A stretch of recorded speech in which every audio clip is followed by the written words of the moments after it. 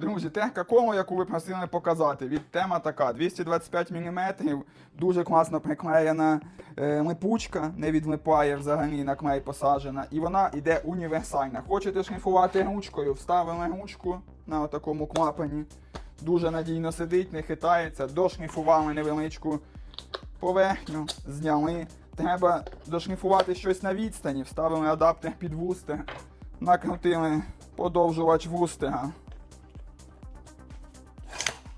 Подовжили, дошліфували на відстані те, що вам потрібне з вустером. Немає вустера, не біда. Є адаптер під олійник.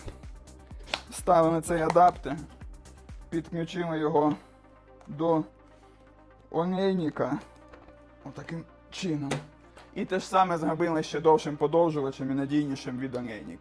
Кому цікава дана технічка і всі адаптери до неї, ви можете це придбати в нашому магазині.